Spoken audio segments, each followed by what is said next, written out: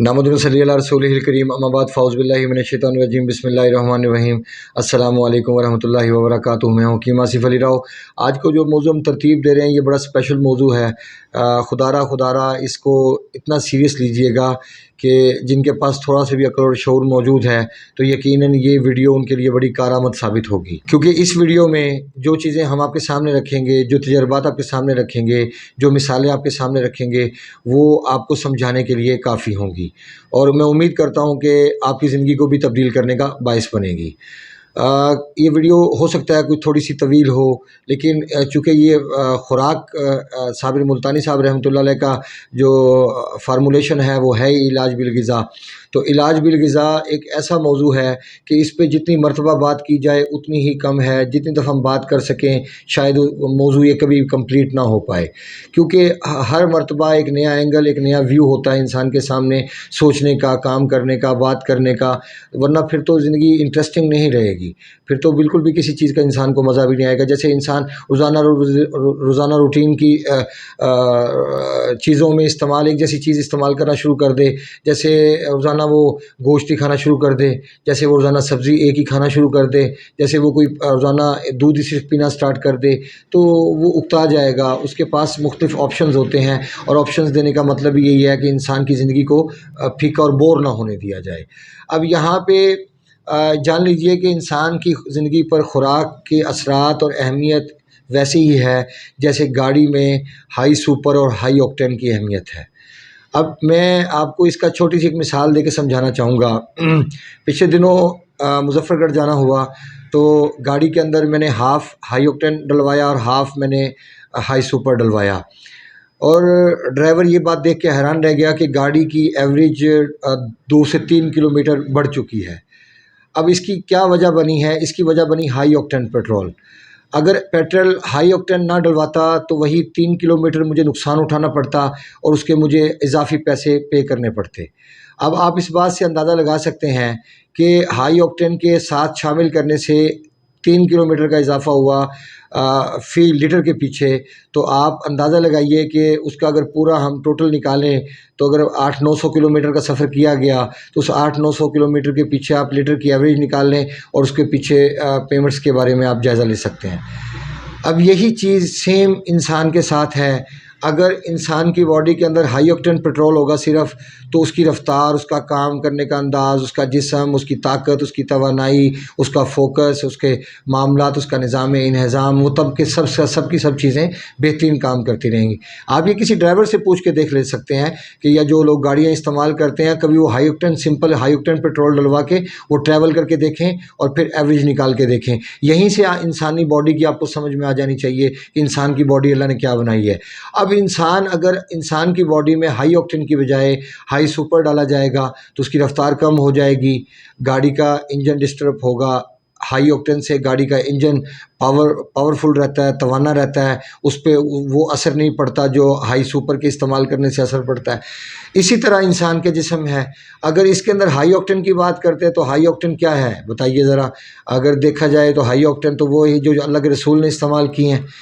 लेकिन अगर कुछ और इजाफ़ा करना चाहें तो आप और इजाफ़ा कर भी सकते हैं उसके अंदर, क्योंकि शायद उस दौर के अंदर वो चीज़ें आका सलाम चूँकि ज़्यादा फ़ाके पे तवज्जो करते थे या अल्लाह से कहते थे कि मैं ऐसी ज़िंदगी चाहता हूँ जिसमें एक वक्त मैं खाना खाऊँ या एक वक्त मैं भूखा रहूँ। तो यही चीज़ सबसे बेहतरीन है कि इंसान को फ़ाका करना चाहिए, ना कि इंसान को खुराक की तरफ इतनी ज़्यादा तवज्जो करनी चाहिए।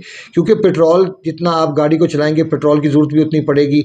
जब आपके जिस्म को जितनी एनर्जी, और फिर एक एनर्जी वो भी तो मिलती है ना जो इंसान को रूहानी पावर मिलती है अल्लाह रब्बुल इज़्ज़त से, वो कब मिलेगी? वो तो आपको खाली पेट रहने से मिलेगी। बाकायदा फिर जब आप एक विजन के तहत, आप एक सोच के तहत आप एक काम कर रहे होंगे तो यकीनन उसके नताइज तो फिर आपको मिलेंगे। अब जैसे मेरा फ़ाका करना, मैं 24 घंटे में एक दफ़ा खाता हूँ, बाज़ टाइम तो मैं 36 घंटे के बाद खाना खाता हूँ, तो मैं तो आका सलाम को सामने रख के ये काम करता हूँ तो मुझे उसकी पावर मिलती है।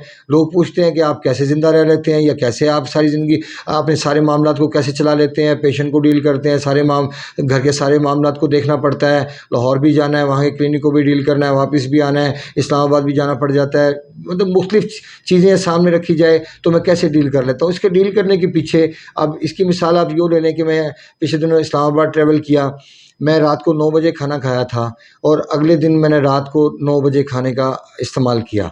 अब इस दरमियान क्या इस्तेमाल किया, कुछ चंद मैंगो के पीस इस्तेमाल किए। जब मुझे शुगर लेवल डाउन फ़ील हुआ कि शुगर लेवल डाउन हो, जब मुझे खाना खाए हुए काफ़ी टाइम गुज़र चुका था, तो मुझे शुगर लेवल डाउन फ़ील हुआ, तो मैंने आम का इस्तेमाल किया। अब आम क्या है, ये हाई ऑक्टेन है।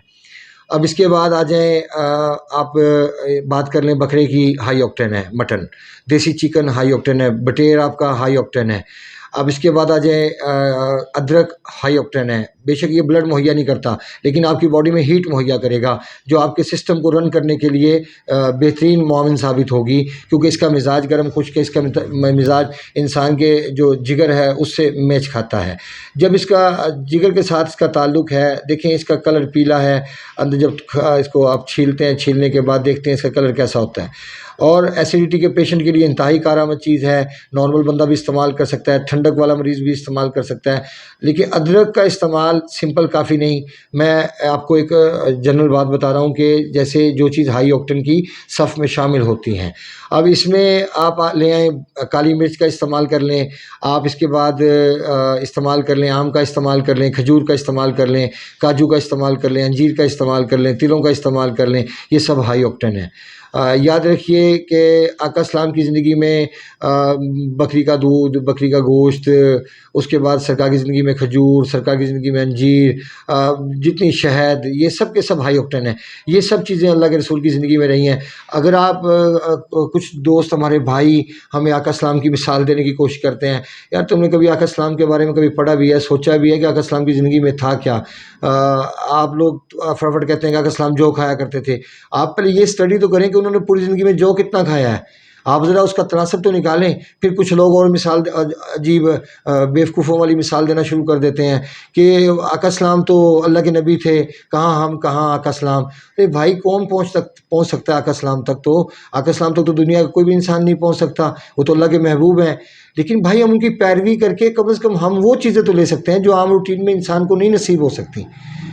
मैं मिसाल दे रहा हूँ। जब मैं इस चीज़ को फाका करके मैंने इस चीज़ को ऑब्ज़र्व किया है कि इंसान को क़ुव्वत मिलती है, तो आप सोचिए कि जब इंसान कोशिश ही नहीं करेगा, जब इंसान उस पर अमल ही नहीं करेगा, तो बाज़ लोगों को अब एसिडिटी होती है, जिसकी वजह से उनका शुगर लेवल डाउन होता है, उनको बार-बार भूख लगती है। वो बार-बार भूख लगती है, बार-बार खाना खाते हैं। उनका बार-बार खाना उनको अज़ियत में मुब्तला कर देता है। ज़िंदगी और मौत, ये इसके दरमियान में बस ये बीमारी का ही तो एक बहाना होता है। उसके बाद इंसान की मौत उसके सामने खड़ी होती है, और एक दर्दनाक मौत, ये तो एक बहुत कठिन तकलीफ़ दे है। अब यहाँ पे अब डीज़ल की मुशाबत ले लें, या आप यूँ समझ लें कि उसकी हाई सुपर की मिसाल ले लें, दोनों में से किसी की मिसाल ले लें। अब ये जो चीज़ें हैं, ये फासदुल कैमूस हैं। अब इसमें क्या-क्या, इसमें कट्टा है, इसमें उसके बाद टमाटर है, उसके बाद इसमें आलू है, गोभी है, चावल है, इसके अंदर आप ले आएँ, मटर है, अरवी है, बैंगन है, ये तमाम चीज़ें। फिर आलू बुखारा ले लें, फ़ालसा ले लें, जामुन ले लें, ये तमाम की तमाम चीज़ें फासदुल कैमूस हैं, खून गाढ़ा करने वाली हैं। अब सब्ज़ी तो खून पैदा कर नहीं सकती, आलू बुखारे से ब्लड यकीनन बनेगा, फ़ालसे से यकीनन ब्लड बनेगा।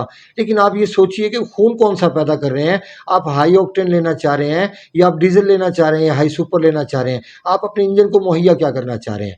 यहाँ पे ये कहा जाता है ब्लड बनेगा, ब्लड बनेगा। अरे आपने कभी सोचा कि वो ब्लड किस किस्म का बनेगा? उस ब्लड का मिज़ाज क्या होगा? उसका इख़लात पे असर क्या पड़ेगा? उससे कौन-सी खिल्लत में इज़ाफ़ा हो जाएगा? आपने कभी ये सोचने की कोशिश की है? खुदा का वास्ता निकल आइए टोटकों से बाहर।